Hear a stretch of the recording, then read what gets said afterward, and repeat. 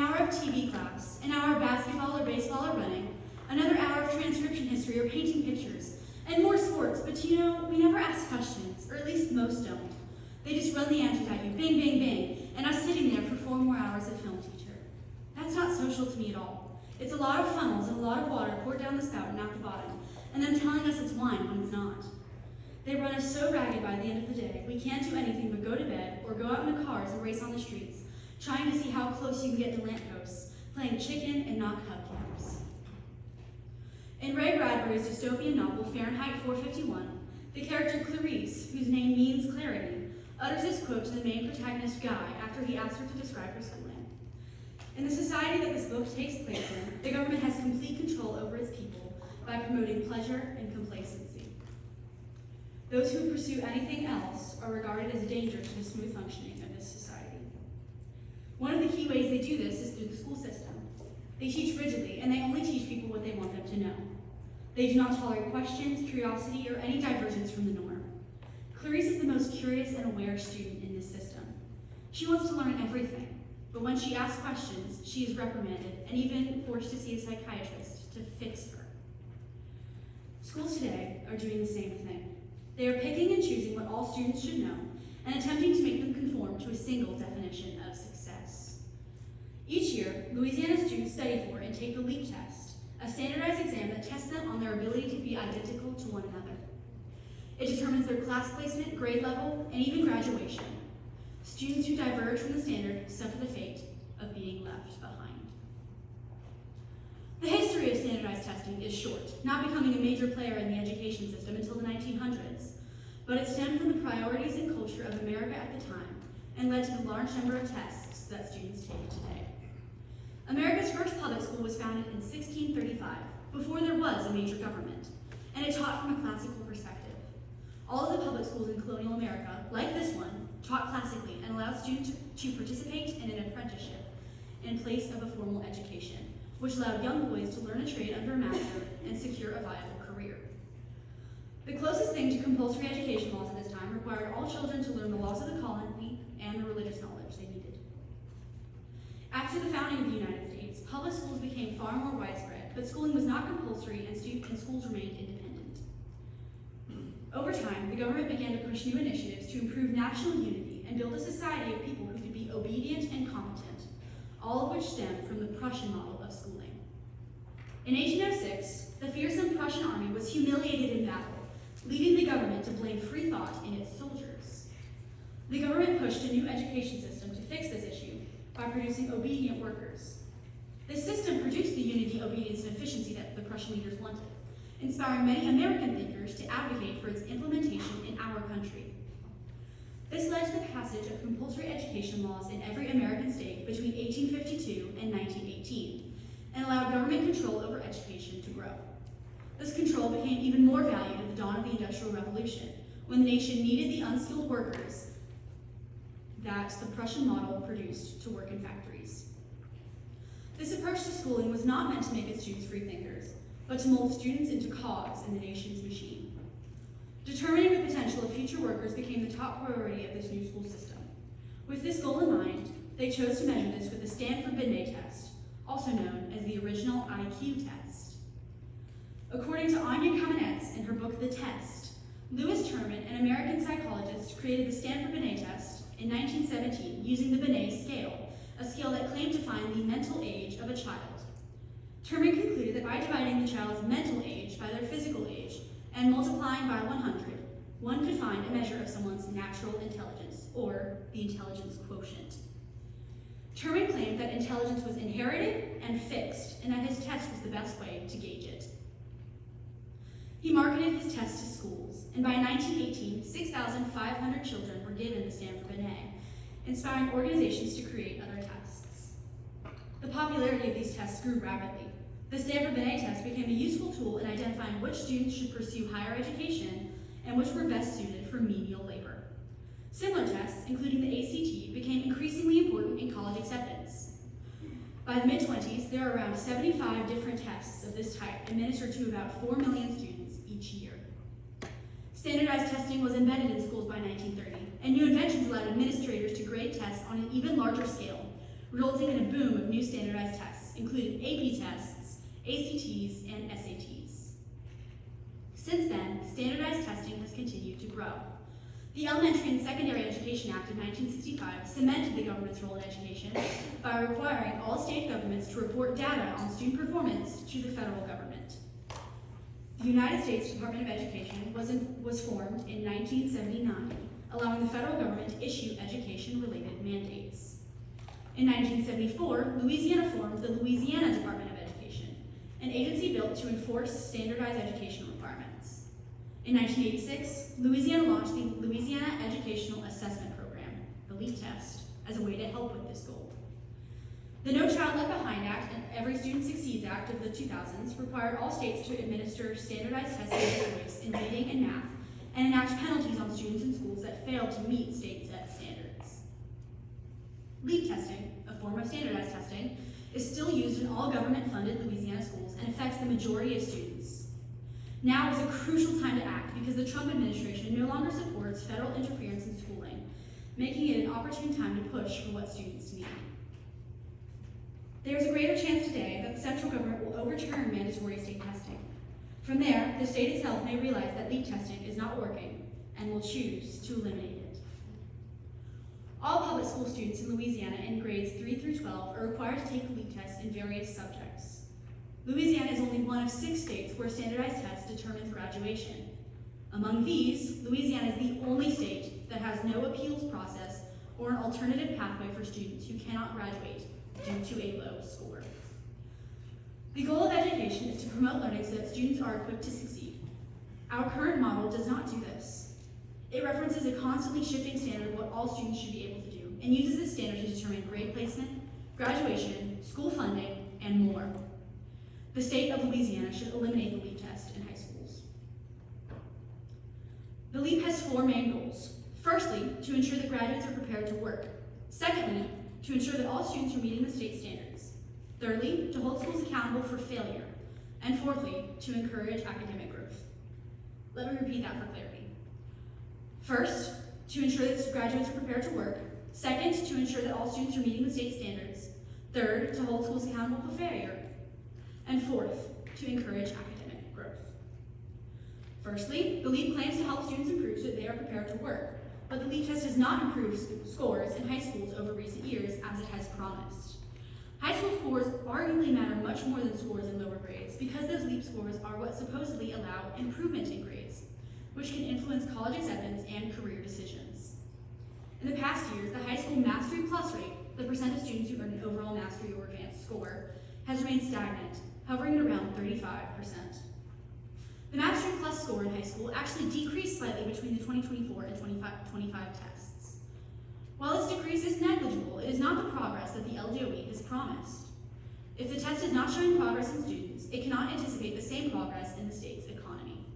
This test is not helping students succeed in school or in the workforce, so it is not a worthy investment in this area. Secondly, another main objective of the LEAP is to ensure that all students are meeting the state's standards. Nevertheless, after 40 years of LEAP testing, there are still wide disparities between the overall scores of different racial groups, economic groups, and students with disabilities, showing that the LEAP is failing to create standards that are attainable for all. 10% of white students earn an unsatisfactory on the LEAP test, which is a failing score, where 25% of African American students do the same. Additionally, only 7% of economically advantaged students earn a failing score, while 23% of economically disadvantaged students do the same. A whopping 47% of students with disabilities fail the LEAP test. These statistics show large differences in scores across different people groups, showing that the test favors certain groups over others. The LEAP's primary goal is to act as a fair, unbiased measure of students' performance. The LEAP test is unable to reach its goal because it is impossible to evaluate every student with the assumption that they are all able to meet the same standards. Thirdly, another way the LEAP test's attempt to bring everyone up to a standard fails is the way scores are used to hold schools accountable. Each year, LEAP scores and graduation rates are used to give each school a school performance score. These SPSs are problematic for multiple reasons, including that they are more closely linked to the poverty level of students than the ability of schools. LEAP scores currently determine a quarter of the SBS. State government can intervene or even take over schools with low SBS, and even if a school with a low SBS has improved, the government can control it. These rules are in place as an accountability measure. However, a 2011 study done by the Albert Shanker Institute shows that SPS is more closely related to student circumstances than to a school's failure. The study examined the correlation between the percentage of students receiving subsidized lunch in a school and that school's SPS, finding that the two were connected and showing that a low SPS is at least partially indicative of students in poverty, not of a neglectful school system. Because the SPS is affected by individual student circumstances, schools cannot solve the problem because they don't control students' home lives. These schools in poverty-affected districts work under the threat of state intervention, which can further the cycle of lowered scores, widen score disparities between school districts, and undermine the goal of standardization. Finally, one of the key ends of the LEAP test is to indicate and encourage academic growth. The LEAP does not accomplish this goal because it is not an accurate measure of student improvement and does not provide the necessary resources to schools to help them improve. As I established previously, the school performance score has more to do with student characteristics than school and student improvement. Given that a significant portion of the SPS consists of the LEAP holds a similar relationship to student circumstances. The state determines improvement through simple subtraction, not accounting for underlying events or conditions that may affect certain years, laying all responsibility for change in LEAP scores squarely onto schools. The way the state addresses the school's need for improvement is lacking. According to the Pelican Institute, the state, quote, plans to provide the 25% of school systems that did not improve with required engagement with the agency's School Improvement Division as a condition for receiving certain funding going forward, end quote. While granting resources to schools in need is great, the state does not possess intimate knowledge of each school's needs. A lack of improvement is closely associated with underlying situations that cannot be fixed within schools, such as crime or poverty. Schools may encounter issues that require general funding, not more government oversight. The state overlooks schools' individual needs in favor of blanket solutions. The LEAP test fails to encourage growth because of its ignorance of the community's needs, and it does not indicate actual improvement in schools' methods. The LEAP test fails to accomplish its most essential goals because it attempts to calculate and determine the reality of all schools and their needs as if they were identical. By far, the most popular argument for keeping the LEAP test is that it allows the government to hold schools and teachers accountable for the performance of their students. It is vital to the welfare of our students that a body of accountability knows that schools are doing all that they can to serve students and help them grow. But the LEAP test does not fully measure learning, nor does it show the specific fault of teachers or institutions. Despite this, the LEAP results are used to justify firing teachers and defunding schools. As mentioned before, there is a distinct connection between student scores and their economic circumstances. The state considers schools culpable for a score that measures things that schools cannot control. Accountability means that the entity responsible for success or failure is given its due. Louisiana schools are punished for something they are not liable for. Another popular point that advocates of the LEAP test make is that it ensures that graduating students are on track to join the workforce and contribute to Louisiana's economy. The idea is that a student who earns a passing score on the LEAP each year and graduates are ready to begin a career. Both advocates and dissenters can agree that education is integral to future success. In fact, the LEAP test, required for high school graduation in the state of Louisiana, acts as a critical threshold for future potential financial stability, with graduates earning significantly more and facing lower unemployment than non-graduates. Students who do well in the LEAP test tend to attain higher education and gain more economic stability later in life than those who perform poorly on the LEAP. However, that is only true because of the way the LEAP is applied actively prevents students with low scores from doing well, not because it provides an accurate prediction of their success. A student's score determines whether they can graduate on time through its use in determining grade progression and graduation, actively determining a student's future. The LEAP ultimately decides graduation. If a student fails the test, they are barred from graduating. There used to be an appeals process where a student barred from graduating due to their LEAP score could appeal the decision, but Governor Landry repealed this policy in 2024, making all advancement decisions final. This is meant to ensure that graduates are fully prepared to enter society. Instead, this will likely increase dropout rates, as statistics show that students who do not graduate in the year of their 18th birthday tend to choose to leave education entirely. Without a high school diploma, they are typically confined to low-skill, low-paying jobs that cannot support a family. Misuse of the LEAP test is only leading to more problems for the people and for the state. The LEAP test in no way ensures that students are prepared for the workforce because it is one of the reasons that they cannot join the upper levels of that same workforce. In short, the continued usage of the LEAP test in high schools is unwise, and the state should eliminate it. The LEAP does not fulfill its promises of improving the economy, accurately measuring student performance, aligning all students to a statewide standard, or driving student or teacher improvement. In fact, it has done the opposite. The LEAP regularly does more harm than good in students' lives, idolizing one type of student over others. This system does not help the variety of students that schools care for. The best solution to the problem is to convince politicians to eliminate the LEAP test and grant more control over schooling to the people affected by it.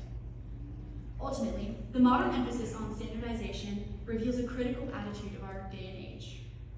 The school system focuses on sameness as a way to cultivate perfect workers. Frequently, this definition of perfect prioritizes the efficiency of the worker over their creativity or the variety of their ideas. No two people are exactly alike in disposition or proficiencies, and when we attempt to make everyone the same, we ignore a key part of our humanity. Standardized testing ignores the natural differences between students. By recognizing students' potential and differences, we can better prepare them for the future. By abolishing the LEAP, we can promote understanding for all children in our state.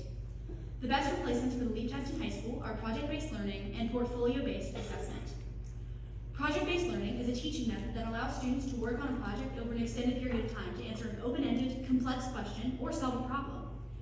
Students demonstrate their knowledge and skills surrounding a topic by creating a product or presentation. Project-based learning is active and sparks curiosity, creativity, critical thinking, and content knowledge under the guidance of a teacher. Project-based learning ensures that students understand what they are learning on a deeper level. Portfolio-based assessment is an evaluation method where students choose and submit collections of their work, such as essays, projects, or presentations. These collections display effort, improvement, and accomplishment, providing a comprehensive means for assessing student knowledge and ability. These methods together allow students to demonstrate deep knowledge and proficiency in ways that the LEAP fails to. Now the question is, how can the average person help solve this problem? I suggest 3 options. Firstly, you can contact your congressman at the state and federal levels on this issue. The best solution to the problem is to convince federal politicians to overturn previous mandates. Once that happens, there is an opening to advocate within our state's borders for more local control over education. Secondly, you can contact the Board of Elementary and Secondary Education, also known as the BESI Board. They are responsible for overseeing all state-controlled education organizations in Louisiana, including the LPOE, which administers the LEAP.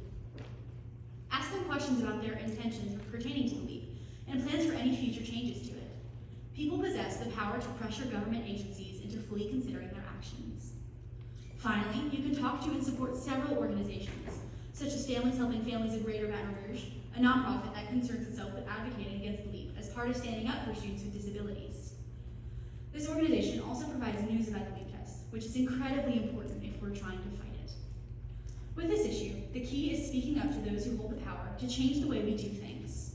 We need to fight for the many children in this state whose differences are misunderstood as problems. We need to speak up for our students in order to promote true understanding and progress for all. Thank you.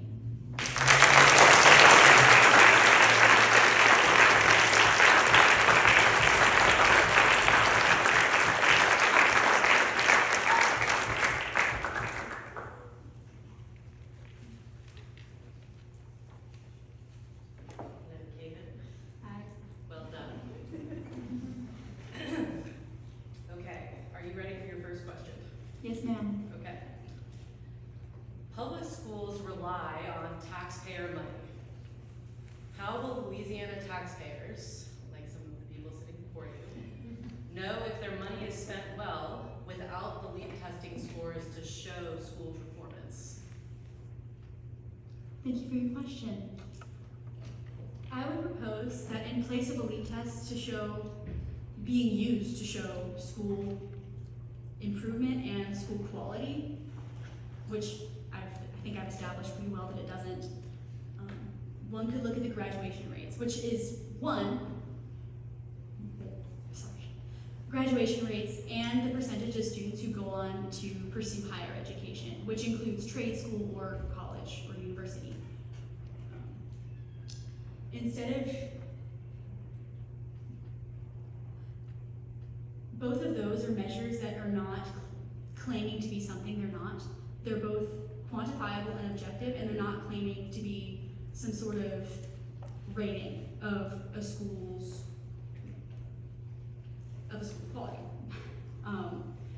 Graduation rates show how many students graduate, and it doesn't claim to be anything otherwise. And so that can display the quality of education provided there, but it also can display, it doesn't place the blame on schools. It can be an indicator of that those schools are in areas that are not thriving. Secondly, the rate of students that go on to pursue higher education displays how many students go on to pursue higher education, which can be an indicator of future success and the pursuit of higher paying careers. Both of those, I think, accurately display the quality of education being received at a school, but also how well students do there, which I think is what the taxpayers who are paying for these schools want to know, in a way that the LEAP test cannot. Thank you. Just as a quick follow-up, I send my daughter to a school, to Christ Covenant, the preschool, and right across from Christ Covenant is a school that is measured with an SPS score. And I drive by it every day and it says, this school is now rated a B school by the Louisiana Department of Education. So instead of that, what would that board display? Would it say, our school now has a 95% graduation rate? Something like that? Thank you for your question. Yes, I believe that that would be a better indicator of the quality of education being received than a LEAP score or a school performance score, which, as we know, is based off of things that schools cannot control. Is graduation rate in any way correlated with poverty? Yes, it definitely is. Sorry, may I have a moment to consult my notes? Yes.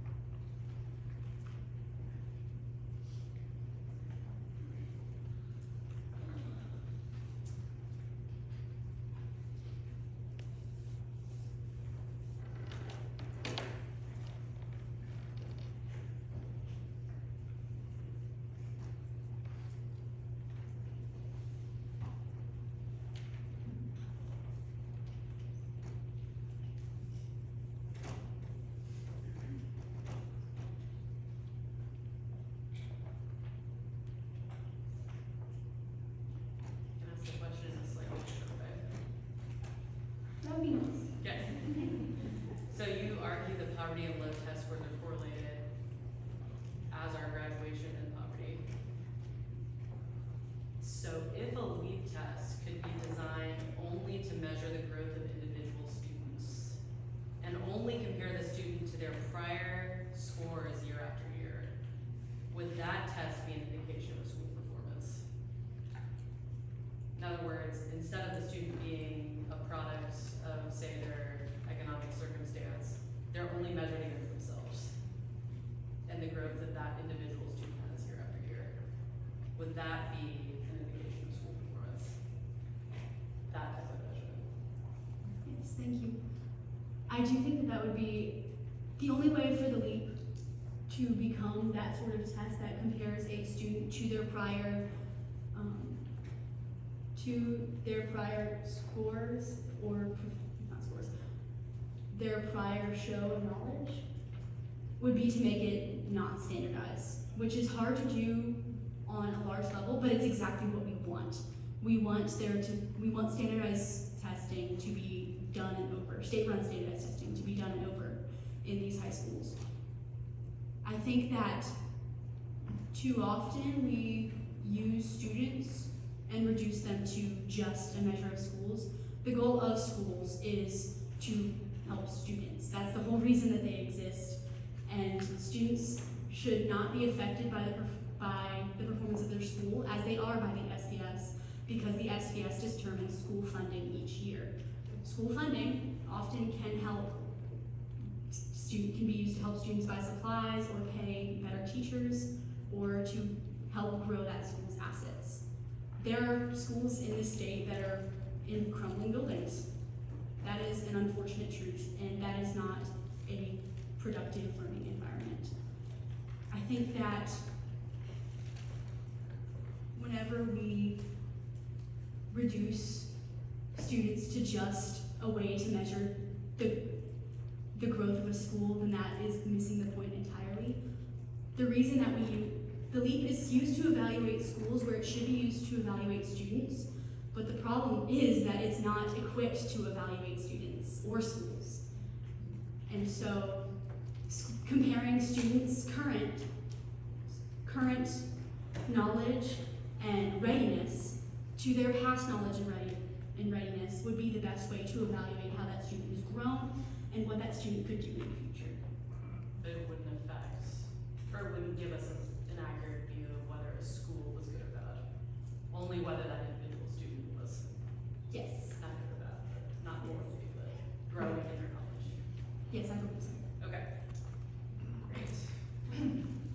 Okay, many of your detractors at Bessie and at the LDOE will argue that because there are so many students in the public school system, it is not only impractical, but simply impossible to do away with LEAP tests and still be able to evaluate individual student preparedness for the next grade and for graduation. They will say that LEAP tests will have to exist as long as public schools do. Does this mean we will also need to do away with public schools if we do away with LEAP tests? Thank you for your question, ma'am. That's all I know.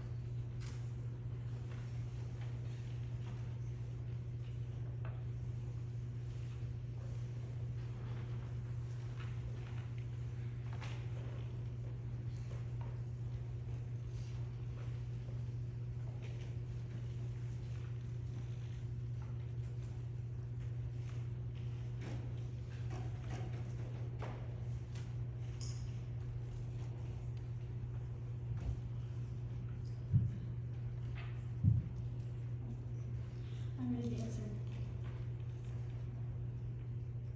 The LEAP is not the only way to evaluate students on a large scale. I think that what I proposed earlier, performance-based assessment, can also work.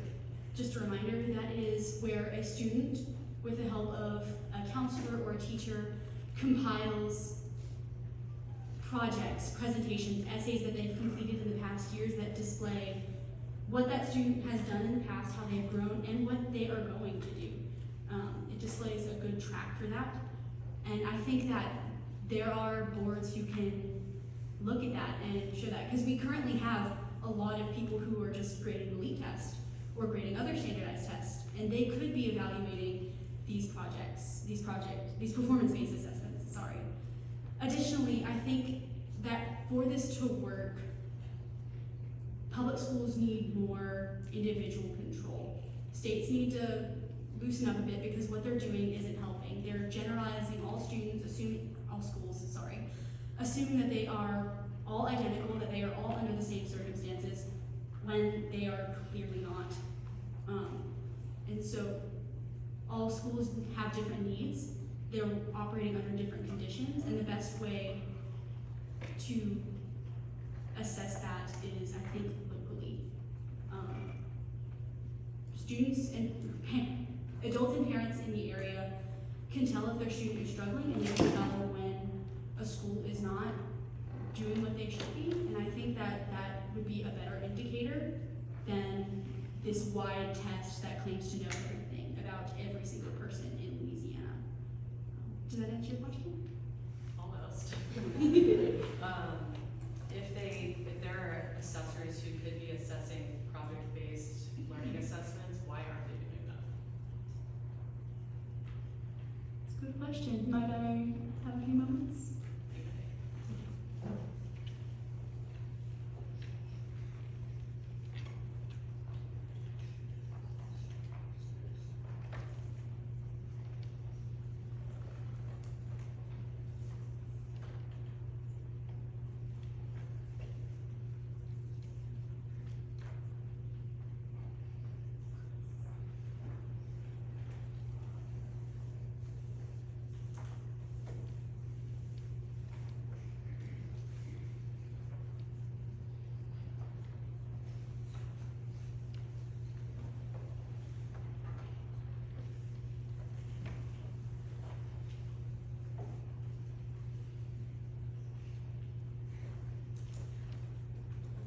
I'm ready to answer. So, you've asked why the assessors being used currently to grade the leap are not currently being used to grade performance-based assessments. And I think because standardized tests like the LEAP are required at the federal level, and performance-based assessment was not made.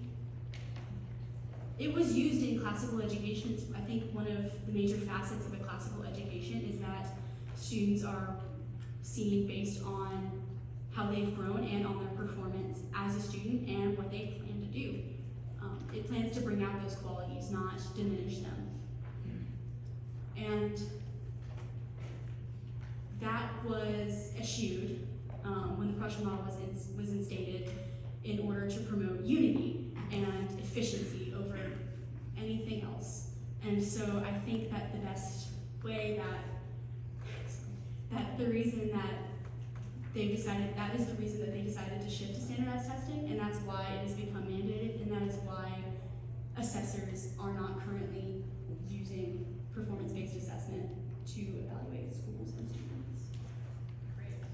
And speaking of the Prussian model, you make the case that our American public school system came from that model, who saw education as a way to serve the needs of the state. It was not developed to serve parents. Should public education exist to serve the needs of the state or the needs of the parents in their goal to educate their children? Thank you for your question.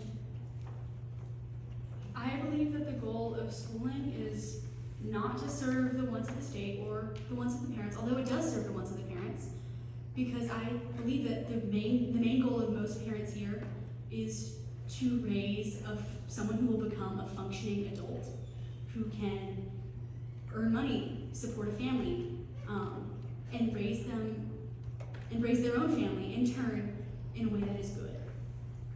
I believe that the Prussian model does not support the parents or the students. The goal of education is to support the students and equip them so that they can succeed, can accomplish their goals, and go on to do amazing things. The Prussian model does not do this, as I spent so much time explaining earlier.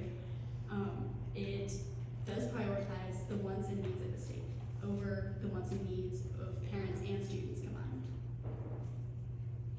So it shouldn't do that. It should not do that. Needs of parents, you said at the beginning, shouldn't serve the needs of parents either. Is that what you intended to say? No, that is not what I intended to say. I meant to say that the needs and wants of parents and the needs of wants and students should be, in an ideal world, are aligned. In what I think in the majority of places and in the majority of parents, those two things are aligned because parents want what is best for their students, while the state doesn't necessarily have that same goal. Thank you, Kayden.